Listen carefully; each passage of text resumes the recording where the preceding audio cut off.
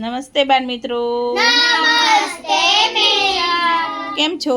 મજામાં ટીચર. ચલો આજે આપણે અધ્યયન સંપૂર્ણ ગણિત ધોરણ 2 એકમ 2 મજાના આકારો. તમારી ગણ ચોપડીમાં સંપૂર્ણમાં આવું ચિત્ર છે.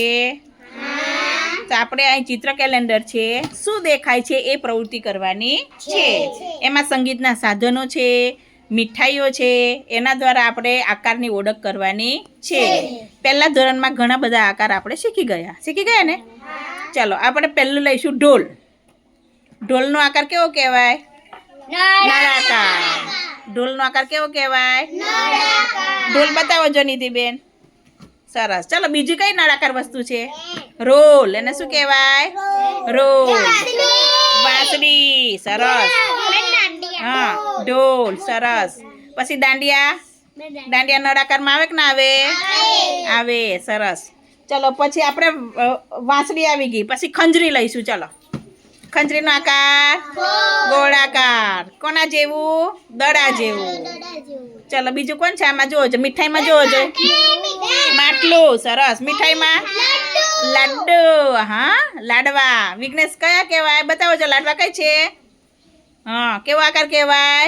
ગોળાકાર. કેવો કહેવાય? આપી રૂમમાં એવું દોરેલું છે ઉપર. હા પૃથ્વીનો ગોળો. આને કઈ વસ્તુ કહેવાય? આકાર ગોળાકાર. ચલો હવે સાનવીબેન બતાવો છો ગોળાકાર બધી વસ્તુ બોલી જાઓ. ચલો માટલું, ખંજરી, એ તો નળાકાર ની ગોળાકાર. લાડુ. સરસ. બીજું દેખાય છે ભાઈ તમને? ચલો હવે આપણે લઈશું કયું બાકી રહ્યું? ચલો હવે અહીંયા જો લંબઘન વસ્તુ બતાવવાની છે. સરસ. મીઠાઈ બરફી. એને શું કહેવાય? બરફી બતાવો છો સાનવીબેન. કેવો આકાર કહેવાય એને? લંબઘન. કેવો કહેવાય? હા એ લંબઘન કહેવાય. પછી હા કેટલા 3 વસ્તુ લંબઘન છે અને એક આ મીઠાઈઓ. બરાબર. મીઠાઈ, પછી હાર્મોનિયમ, પછી હા એ પછી બીજું દેખાય? આ બોર્ડ મારેલું છે ને જો એ લંબચોરસ છે એ જો. ચલો હવે આગળ લઈએ. ચલો આને કયો આકાર કહીશું આપણે? શંકુ આકાર. ચલો આના જેવી વસ્તુ શોધો છે. શું કહેવાય એને? હા શું કહેવાય પણ આને? શંકુ આકારનું. શરણાઈ છે. ચલો બીજું કઈ શંકુ આકારની આવશે? શંકુ આકારની બીજે એમાં નહીં મોઢે બોલું છું. ચલો શંકુ આકારને શું આવશે?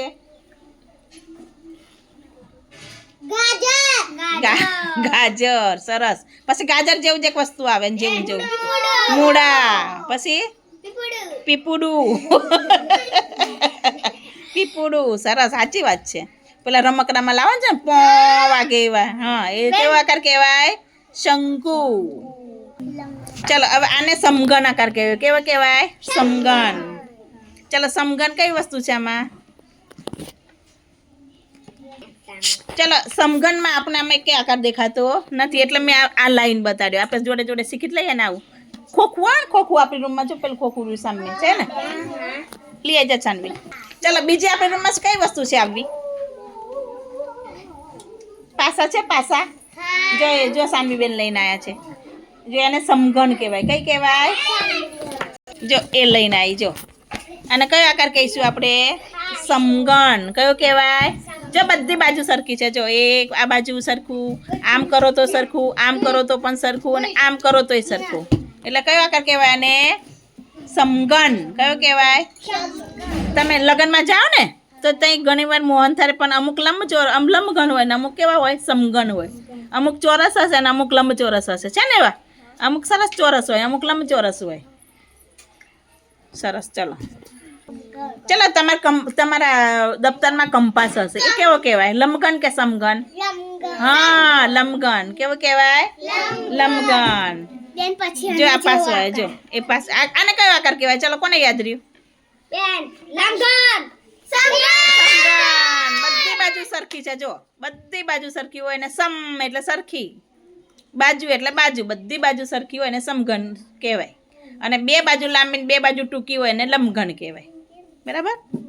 લંબચોરસ જેવું યાદ રાખવાનું તમારી રીતે.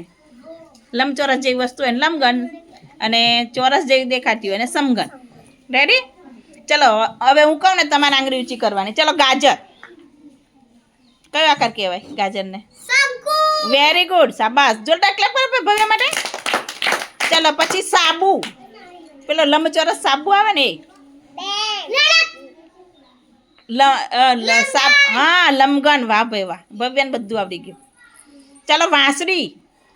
નળાકાર. સરસ. ચલો માટલું. ગોળાકાર. Very good. ચલો ઢોલ. નળાકાર. ચલો રોલ. નળાકાર. સરસ. ચલો પછી દાંડિયા. નળાકાર. ચલો પછી મીઠાઈ. રોલ. એ નહીં, પેલી મીઠાઈ આ પેલા બરફી. કઈ આકાર કહેવાય ને? લંબઘન. Very good. ચાલો પછી આગળ આપણે જોઈશું. ખબર પડી ગઈ ને બધાને? તો જોરદાર ક્લેપ કરી દો. તો ખબર પડી ગઈ બધાને? પાક્કું ને?